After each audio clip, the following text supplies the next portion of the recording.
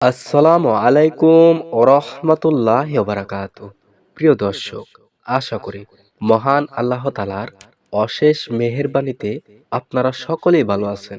প্রিয় দর্শক, যে তিন আমলে হায়াত বাড়ে মাতৃ গর্ভেই প্রত্যেক মানুষের রিজিক, মৃত্যু, দুর্ভাগ্য ও সৌভাগ্য এই চারটি বিষয়ে লিপিবদ্ধ করে দেওয়া হয়েছে। নির্ধারিত সময়ের পূর্বে কারো মৃত্যু হবে না, কাজেই মৃত্যুর পূর্বে সময়কে কাজে লাগানো উচিত। কেননা মুমিন হায়াতের সঙ্গে সঙ্গে কল্যাণ ও দীর্ঘায়িত হয়। দোয়া ভাগ্য পরিবর্তন করে বলে হাদিসে উল্লেখ করা আছে। হযরত আবু হুরায়রা রাদিয়াল্লাহু আনহু থেকে বর্ণিত, আল্লাহর রাসূল সাল্লাল্লাহু আলাইহি সাল্লাম বলেছেন, কাউকে কেউ যেন মৃত্যু কামনা না করে এবং তা আসার পূর্বে যেন তার জন্য দোয়া না করে। কেননা তোমাদের কেউ মারা গেলে তার আমলনামা বন্ধ হয়ে যায়, আর মুমিন ব্যক্তির বয়স দীর্ঘায়িত হলে এতে তার কল্যাণী বৃদ্ধি হতে থাকে। হাদিস মুসলিম 6575। মৃত্যু ও রিজিক সুনির্ধারিত হলেও জীবন ও রিজিকের প্রস্তুতা বেড়ে যায় কিছু আমলে। তার মধ্যে হায়াত ও জীবন বৃদ্ধির জন্য রাসূল সাল্লাল্লাহু আলাইহি সাল্লাম দোয়া করেছেন, আমল শিক্ষা দিয়েছেন।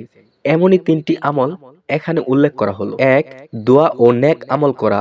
হযরত সালমান রাদিয়াল্লাহু আনহু থেকে বর্ণিত, আল্লাহর রাসূল সাল্লাল্লাহু আলাইহি ওয়াসাল্লাম এরশাদ করেছেন, দোয়া ব্যতীত অন্য কিছু ভাগ্য পরিবর্তন করতে পারে না এবং সৎ কাজ ব্যতীত অন্য কোনো কিছু হায়াত বাড়াতে পারে না। হাদিস তিরমিজি 2139। দুই, আত্মীয় স্বজনের সঙ্গে সুসম্পর্ক রাখা। হযরত আনাস ইবনে মালিক রাদিয়াল্লাহু আনহু থেকে বর্ণিত, আল্লাহর রাসূল সাল্লাল্লাহু আলাইহি সাল্লাম বলেছেন, যে ব্যক্তি চায় যে তার রিজিক প্রস্তুত হোক এবং আয়ু বৃদ্ধি পাক, সে যেন তার আত্মীয় স্বজন সুসম্পর্ক অক্ষুণ্ণ রাখে। হাদিস বুখারী 5560। তিন, প্রতিবেশীর সঙ্গে সদ্ব্যবহার করা। হযরত আয়েশা রাদিয়াল্লাহু আনহু থেকে বর্ণিত, রাসূল সাল্লাল্লাহু আলাইহি ওয়াসাল্লাম এরশাদ করেন, আত্মীয়তা বন্ধন বজায় রাখা, চরিত্র সুন্দর করা এবং প্রতিবেশীর সঙ্গে সদ্ব্যবহার রাখাই দেশ আবাদ থেকে এবং আয়ু বৃদ্ধি পায়। প্রিয় দর্শক, আশা করি আমাদের ভিডিওটি ভালো লাগলে লাইক, কমেন্ট, শেয়ার করতে ভুলবেন না।